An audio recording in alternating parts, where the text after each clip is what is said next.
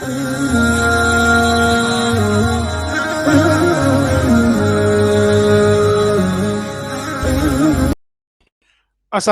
warahmatullahi wabarakatuh. Berjumpa lagi dengan saya Dokter Akal ya.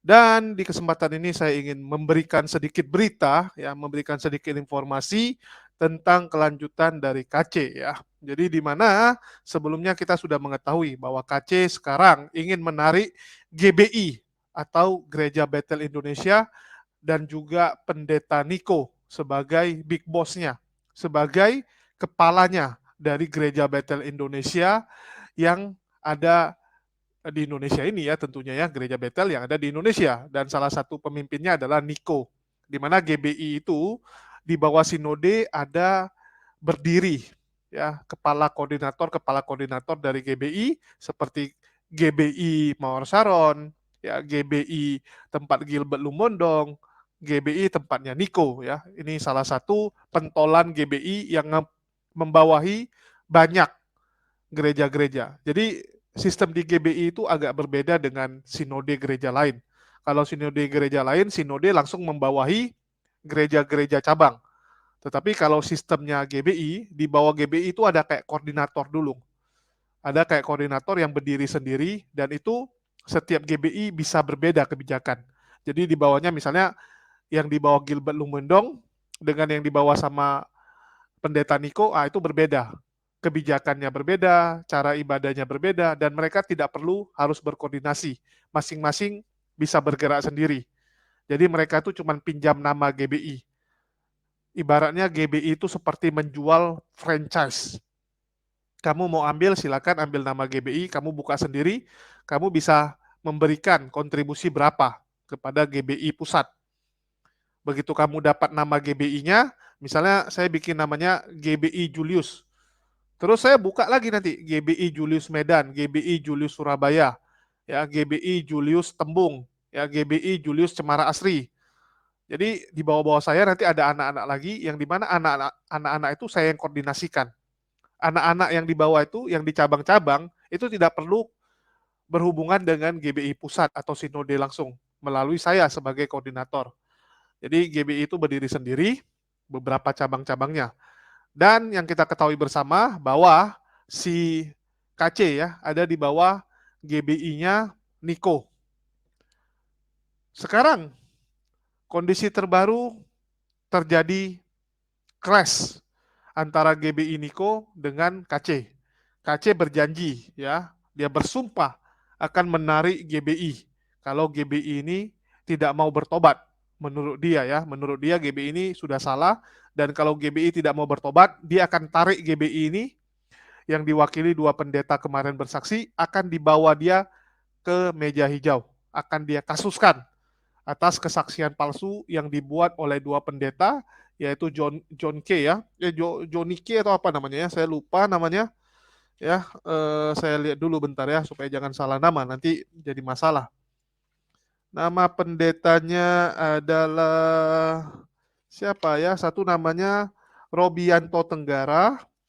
Kalau satu lagi namanya saya lupa ya. Pokoknya satu Robianto Tenggara, satu lagi pokoknya ada KK-nya gitu ya. Jadi dia mau menarik kedua orang tersebut ke meja hijau kalau mereka tidak mengaku memberikan kesaksian palsu. Apakah kesaksian mereka palsu atau tidak ya kita nggak tahu. Ya, itu urusan mereka. Di sini saya cuma memberitakan kondisinya. Jadi terjadi perpecahan antara GBI dan juga KC. Ya. Terus kalau info itu apa dong, Bang Julius? Kan udah tahu semua orang. Iya benar, kalian sudah tahu. Jadi di sini saya ingin membahas tentang Saipudinnya. Bagaimana posisi Saipudin? Ya, bagaimana posisi Saipudin dalam kasus ini antara GBI melawan KC ya? Karena kita tahu Saipudin adalah koordinator dari bantuan terhadap KC. Dia yang mencarikan pengacara, dia yang mengurus biaya dan lain-lainnya. Sedangkan Saipudin sendiri itu merupakan pendeta dari GBI. Jadi Saipudin ini mendapatkan gelar pendeta itu dari GBI. GBI yang memberikan dia gelar pendeta. Bukan gelar pendeta yang didapatkan dari sekolah teologi. Dulu saya udah pernah cerita ya, mungkin saya sedikit cerita lagi, bahwa gelar pendeta itu ada dua. Ada gelar pendeta yang kita dapatkan dari sekolah formal, ya.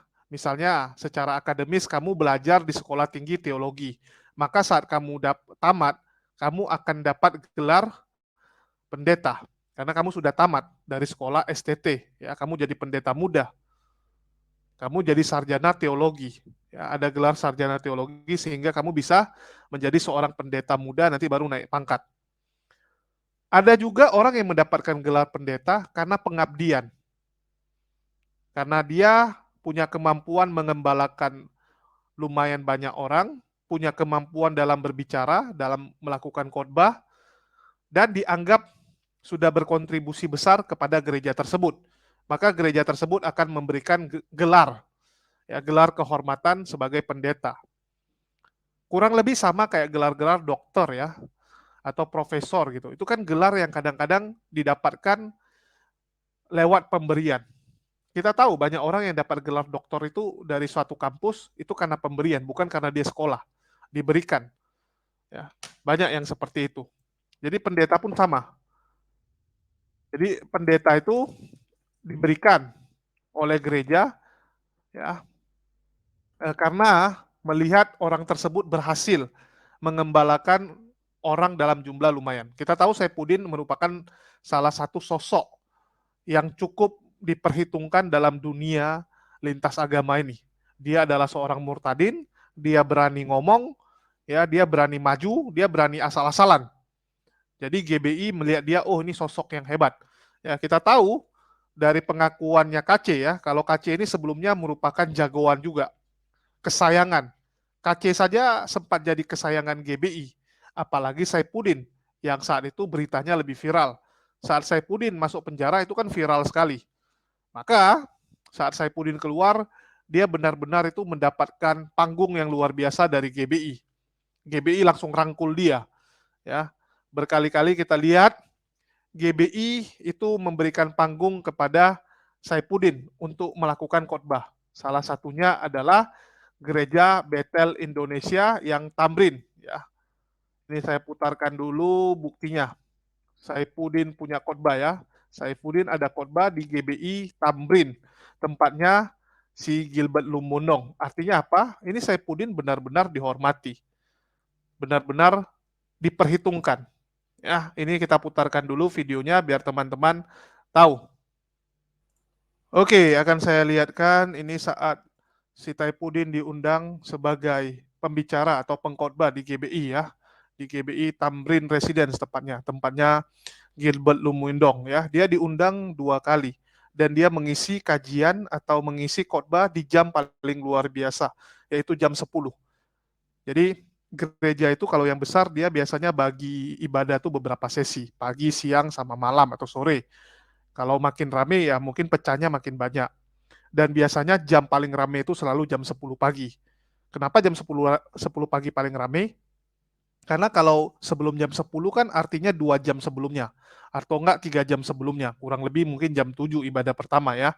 Kalau ibadah pertama jam 7, maka orang harus siap-siap itu kan jam berapa? Jam 5 atau jam setengah 6 dia harus sudah bangun, mandi, dandan, makan, baru ke gereja. Bagi beberapa orang terlalu mepet. Hari Minggu kenapa harus bangun pagi? Udah hari Senin sampai hari Jumat, bangun pagi terus. Ya, ada juga orang yang bangun pagi terus sampai hari Sabtu. Biasanya mereka pingin Minggu itu tidur lebih lama. Karena selama 1 minggu kan sudah capek sekali, ya. Jadi udah capek sekali, mereka butuh istirahat. Jadi orang lebih suka ibadah jam 10. Jam 10, jam 8 bangun, mandi, makan, ya, baru ke ibadah.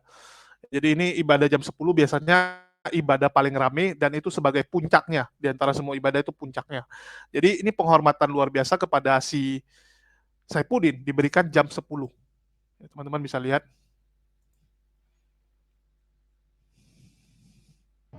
Hey Player One, do you think to be ready for this?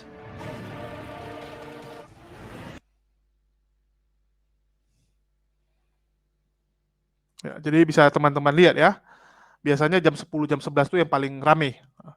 Gilbert Lumendong mengisi jam 6 pagi, jam 8.30, jam 1.30, jam 4 sore. Sama jam setengah 8 malam. Sedangkan Saifuddin diberikan jam 10, jam 11. Jam 11 ini mulai. Artinya ini adalah penghormatan yang luar biasa diberikan kepada si Saifuddin ini. Teman-teman bisa lihat ya, dia khotbah di GBI.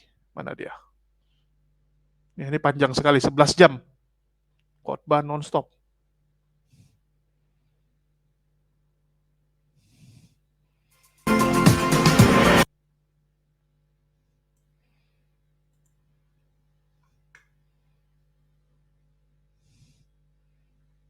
Sudah bertobat karena terima Yesus.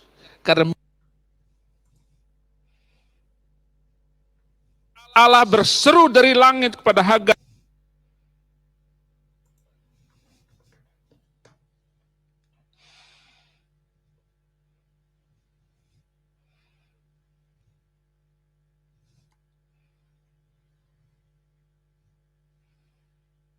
Tuhan baik.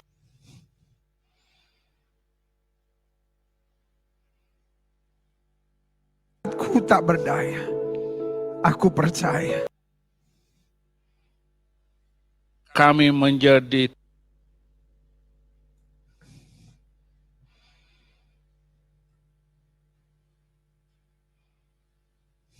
Tapi tetap setia, hambanya Bapak Pendeta Saifuddin Ibrahim akan melayani kita. Silakan Pak, Tuhan Yesus berkati.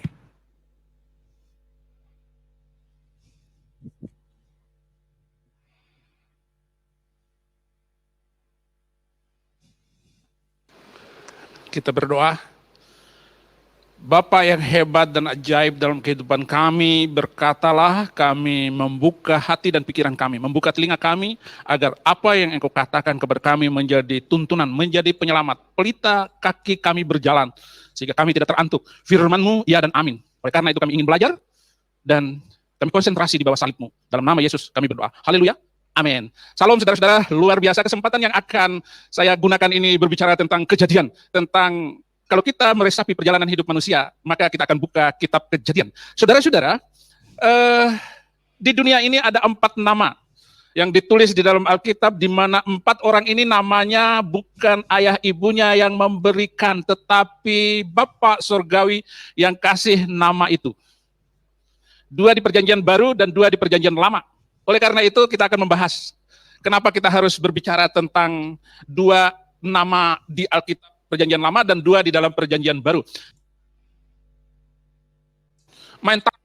Ya, jadi teman-teman bisa lihat ya, ini luar biasa, dia diundang waktu tanggal 10 Oktober dan ada sekali lagi dia diundang lagi ya. Tangkap ini, tangkap itu, si penista agama begini. Ini tidak terlepas dari kisah yang ditulis di dalam kitab Kejadian ini, yaitu 2 turunan Abraham. 1, Ismail menurunkan bangsa Arab, yang kedua adalah Ishak menurunkan Yahudi, yaitu negara Israel. Tetapi orang Israel sendiri tidak seberapa, tinggal paling 20 juta orang di seluruh dunia. Bangsa Israel dari 7 miliar lebih penduduk bumi. Saudara-saudara, kita akan melihat di Kejadian 21. Kita buka Kejadian 21 ayat 10. Ya, kita lompat ya. Kejadian 21 18 19 20 21. Nah, di sini sudah mulai bergolak. Berkatalah Sarah kepada Abraham, usirlah hamba perempuan itu beserta anaknya, sebab anak hamba ini tidak akan menjadi ahli waris bersama-sama dengan anakku Ishak. Istri sah dengan gundik. Anak pembantu, tetapi undang-undang Yahudi, kalau seorang ibu mandul, dia boleh memberikan pembantunya itu untuk suaminya. Anak dari pembantu ini adalah anak ibu itu. Artinya, anak Hagar adalah anak Sarah. Karena Sarah mandul. Nah, ini yang luar biasa. Di Kejadian 21 ayat 10, Sarah sudah punya anak, Ishak. Sarah umur 89 tahun didatangi oleh malaikat, tahun depan kamu akan melahirkan. Lalu kata Sarah, karena sudah umur nenek-nenek, dia bilang mana mungkin nenek-nenek melahirkan. Bagaimana kalau dia ngeden melahirkan anak, itu ya susah saudara-saudara. Sampai sekarang saya belum pernah dengar nenek-nenek umur 70 tahun operasi sesar, enggak ada. Tetapi janji Tuhan ya dan amin, umur 90 tahun Sarah melahirkan Ishak. Dan berkatalah Sarah kepada Abraham, usir hamba perempuan ini dan anaknya, karena anak ini tidak akan menjadi ahli waris bersama-sama dengan anakku Ishak. Ayat 11, saudara-saudara. Hal ini sangat menyebalkan Abraham oleh karena anaknya itu. Ya tentu saja sebal. Seorang Abraham sudah kakek-kakek umur 90 tahun baru punya anak, dan seorang kakek punya anak. Ya, teman-teman bisa lihat ya bagaimana Saifuddin ini dipakai oleh GBI dengan luar biasa ya. Dia ini merupakan salah satu jagoannya GBI. Jadi bisa dikatakan hubungan emosional antara GBI dan Saifuddin itu bagus, sangat dekat ya. Bahkan kita ketahui bersama, Saifuddin sekarang mendirikan yang namanya Gereja Murtadin. Dan kita ketahui bahwa gereja itu syarat untuk membukanya harus ada izinnya. Harus ada izin sinodenya. Jadi berbeda dengan masjid ya. Masjid itu setiap masjid berdiri sendiri. Satu masjid misalnya kamu buka di mana masjid, kamu tinggal urus izin masjid tersebut. Kalau gereja beda. Gereja itu nggak bisa buka kalau nggak ada sinode. Jadi ada namanya sinode, izin gereja itu harus ada sinode dulu, baru nanti itu jadi cabangnya sinode. Nggak bisa kamu main buka-buka tanpa ada sinode. Dan sekarang untuk sinode itu sudah di stop ya. Sinode itu nggak boleh tambah lagi untuk sementara. Sementara ini belum ada pembukaan izin sinode. Biasanya itu kan antara gereja-gereja ya. Itu perkumpulan gereja, itu mereka akan rundingkan masih boleh nggak terbitkan sinode baru atau tidak. Atau gunakan yang sudah ada. Itulah kenapa gereja-gereja itu sekarang ini saling sikut-sikutan. Saling sikut-sikutan dengan sangat luar biasa. Karena semua orang berebut ingin buka cabang dan mereka tidak mau ada sinode baru yang jadi saingan baru. Karena sesama mereka aja udah banyak sekali, jangan lagi nambah saingan. Jadi biasanya orang sebelum dapat izin sinode, dia gabung dulu. Misalnya saya gabung ke GBI. Ya, saya gabung ke GBI, nggak apa-apa saya ikut syarat GBI, saya buka dulu cabang saya banyak-banyak, udah ada 20 cabang, tiba-tiba nanti ada izin sinode baru buka, ya udah saya baru minta jadi sinode sendiri. Sama seperti Gereja Mawar Sharon ya. Gereja Mawar Sharon itu berbeda dengan GBI Mawar Sharon. Ada juga namanya GBI Mawar Sharon. Dulu Gereja Mawar Sharon itu adalah GBI Mawar Sharon. Saat zaman dulu, dia itu tunduk kepada GBI. Baru saat sinode ada izin baru, dia minta izin lagi. Ya, saat kuotanya sudah ada, baru mereka minta, dan GMS punya sinode sendiri terakhir. Ya, sampai sekarang. Jadi selama izin belum ada, nggak bisa. Sedangkan Saifuddin, ini dia izin untuk Gereja Murtadin, dia tunduk kepada GBI. Dia menggunakan izinnya GBI untuk membuka cabang Gereja Murtadin Indonesia. Jadi dia butuh support dari GBI, nggak bisa dia tinggalkan GBI. Ya kita tahu Gereja Murtadin sudah berdiri ya sekarang. Ini ya Gereja Murtadin yang lagi joget-joget nih. Ya telah dibuka gerejanya para Murtadin.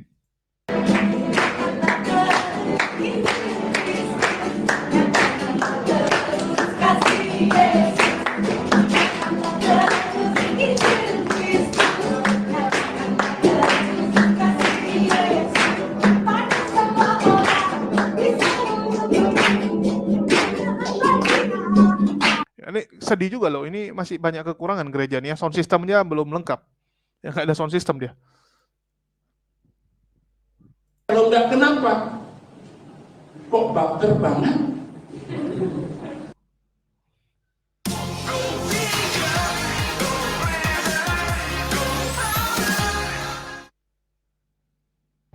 Hey player one, do you think to be ready for this?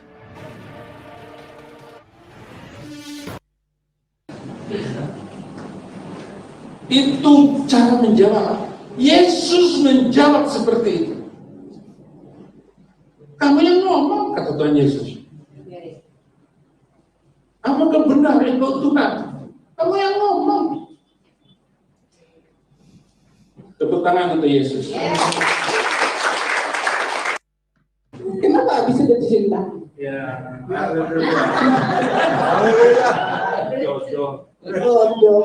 Ya jadi jelas ya, si Saifuddin sudah punya Gereja Murtadin dan gereja ini nggak bisa berdiri tanpa sinode. Mau nggak mau dia harus tunduk kepada salah satu sinode, dan yang paling gampang dia adalah tunduk kepada GBI yang memang sudah sangat dekat secara emosional dengan Saifuddin. Cuman ini ada kelemahan jadinya. Jadi ini terbelenggu sekarang Saifuddin antara mendukung KC melawan GBI atau mendukung GBI. Serba salah nih posisi Saifuddin sekarang ya. Posisi dia benar-benar serba salah. Di satu sisi dia harus mendukung KC. Tapi di satu sisi Nggak mungkin melawan GBI. Salah-salah nanti gereja murtadinnya bisa di-stop bantuan-bantuan dari GBI. Izinnya bisa nggak dapat. Izinnya bisa dibilang, oh kamu nggak boleh lagi pakai izin GBI. Gawat bagi Saifuddin. Itulah sekarang Saifuddin lebih memilih diam. Kalau teman-teman lihat ya, ini kalau teman-teman lihat, perhatikan bagus-bagus, Saifuddin sekarang udah mulai menarik diri. Ya udahlah, biar aja pengacaranya yang urus. Biarlah si Komarudin yang urus sama keluarganya, si KC. Dia nggak mau ikut-ikutan lagi. Dia udah mulai cuci tangan ya. Kalau teman-teman perhatikan, Risuli Lubis ini mengekspos luar biasa si KC ya. Semua kontennya isinya KC, karena konten-konten KC itu bisa menghasilkan pundi-pundi yang lumayan, bahkan biaya dia ke sana pun bisa ditanggung oleh para penonton dengan menaruh nomor rekening ya, biaya perjalanan. Dukungan untuk perjalanan ke Ciamis, ke persidangan KC. Nomor rekening cukup lengkap, Mandiri ada, BNI ada, BRI ada, BCA ada. 4 bank terbesar di Indonesia lengkap. Ya, dukungan kepada Risuli Lubis untuk berangkat ke sana, luar biasa sekali. Terus, ya, yang baru-baru ini kita bisa melihat si Harry Christian. Ini juga ikut-ikutan sekarang. Nah, kemarin kalau teman-teman nonton, saya udah bilang ya sampai video ini kemarin. Sampai video ini. Dan saya bilang pasti akan ada video-video lainnya. Karena ini sudah menarik bagi si Harry Christian. Dia lihat, oh uangnya banyak. Bahas KC ini uangnya banyak. Kalau video dia yang dulu-dulu nggak laku nih. Nyentuh 1000 aja setengah mati. 2 jam ngomong, lihat nih. 2 jam ngomong yang nonton cuma 400. Ya, 1,5 jam ngomong yang nonton cuma 270 view. Ya, 2,5 cuma 460. Sedangkan ini nggak perlu capek-capek. Cuman mengambil rekamannya Risuli Lubis ya. Sebagian dia ambil dari rekamannya Risuli Lubis, itu sampai 40.000, sampai 50.000 yang nonton. Dan saya udah bilang, itu pasti akan terus. Kemarin saat saya buat konten, saya bilang, saya berani jamin si Harry Christian ini akan buat video video si KC berikutnya. Dan terbukti ya, ini video KC lagi, video KC. Lanjut terus. Lanjut terus. Kenapa? Ada uangnya. Ada uangnya. Dan ini terjadi kerjasama ya. Di mana dia mengambil video Risuli Lubis, dan Risuli Lubis ini bisa men-strike dia. Karena mengambil video si Bisul Lubis, maka Bisul Lubis ini sebenarnya bisa strike si Harry Christian. Ya, karena ini kan main copy paste video dia sebagian. Ya, ambil comot-comotnya si Bisul Lubis ya. Kalau yang di sini teman-teman bisa lihat videonya sebagian tuh punyanya Risuli Lubis ya. Metanonia. Jadi sebagai kompensasi dia taruh ini. Ya, nah. Mendukung operasional pendeta Risuli Lubis dalam perjalanan reportase sidang MKC. Nah, jadi dia bilang sama si Bisul Lubis kan, rekaman kamu saya ambil ya, video kamu saya ambil, tetapi sebagai kompensasi saya kasih nomor rekening kamu ditaruh di deskripsi. Ya, saya taruhkan nomor rekening kamu di deskripsi biar orang bisa nyumbang. Dan Bisul Lubis pikir ya udahlah, mana tahu ada yang nyumbang setelah menonton channelnya si Ikim ya. Jadi terjadi kerjasama karena di sini uangnya banyak. Teman-teman bisa lihat uangnya banyak sekali di sini dan mereka bekerja sama jadinya. Ini luar biasa sekali ya, para oten-oten ini selalu bekerja sama untuk hal-hal yang tidak baik, tidak terpuji. Ya, mengeruk para domba-domba yang sebenarnya sebagian domba juga udah kurus, apalagi di situasi COVID ini ya, sudah sangat kurus, dan mereka yang gendut padahal. Ya. Oten-oten ini yang gembala-gembalanya yang udah gendut, tapi mereka masih meras domba-domba yang kurus. Ini kelewatan. Dan teman-teman bisa melihat kalau Saifuddin sekarang sudah mulai stop. Ya, ini yang saya bilang, karena Saifuddin lagi dilema antara tetap mendukung KC ya dan melawan GBI atau mendukung GBI. Jadi pilihannya adalah dia nggak ikutan aja lah. Dia nggak mau ikutan di dalam konflik KC dan GBI. Teman-teman bisa lihat, nggak ada lagi nih. Terakhir dia bahas KC itu, sidang KC, itu demo 11 hari yang lalu. 11 hari yang lalu, 13 hari yang lalu. Setelah itu dia nggak lagi bahas. Sidang kemarin aja dia nggak bahas loh. Sidang kemarin itu kan sidang yang lumayan penting, karena menghadirkan saksi ahli dari pihak KC. Itu puncak sidangnya itu.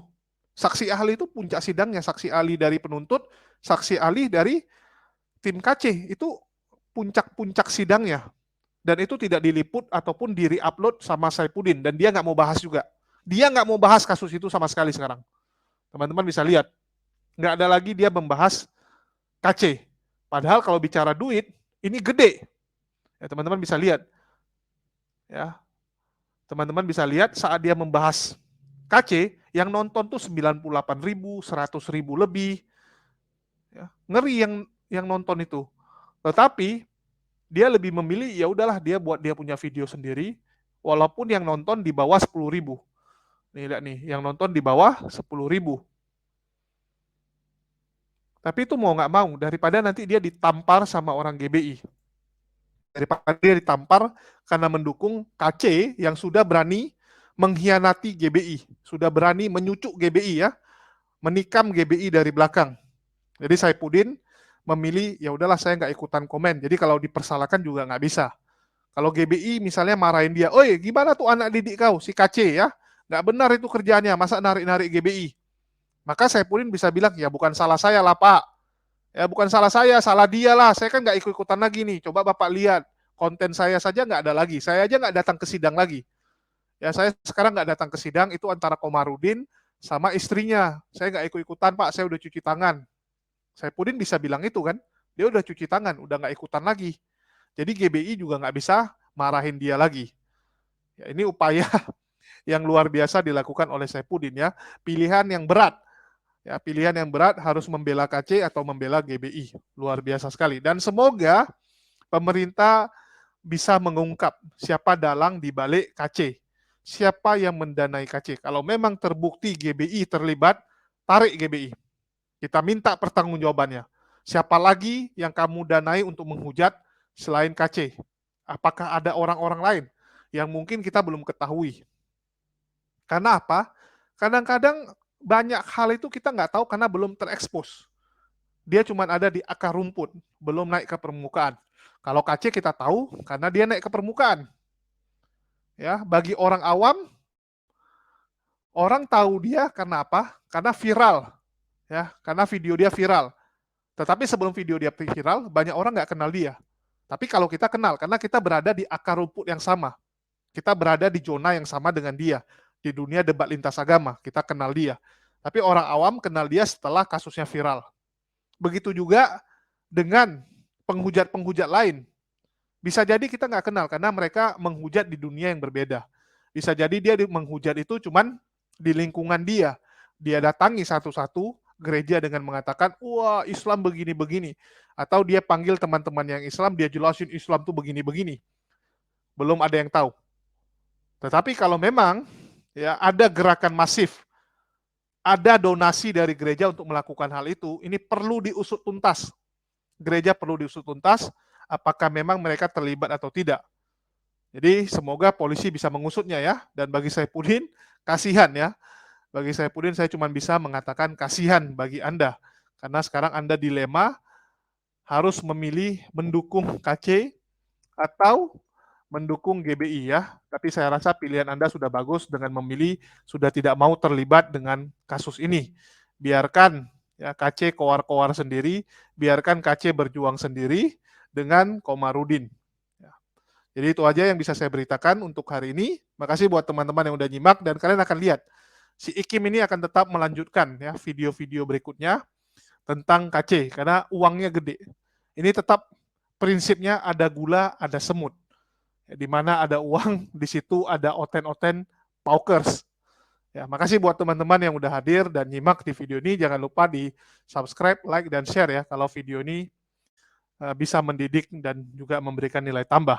Dan jangan lupa info-info berikutnya akan kita tampilkan juga seputar dunia debat maupun perkembangan kasus dari si KC karena ini sudah masuk fase-fase klimaksnya. Kita sedang menunggu tuntutan dari jaksa kepada KC berapa tahun. Dan di sini saya ingatkan lagi ya, saya sudah mengatakan dari awal hukuman dia ada di angka 5,5 tahun sampai 6 tahun vonis yang akan diketok oleh Palu, ya, diketok Palu oleh hakim.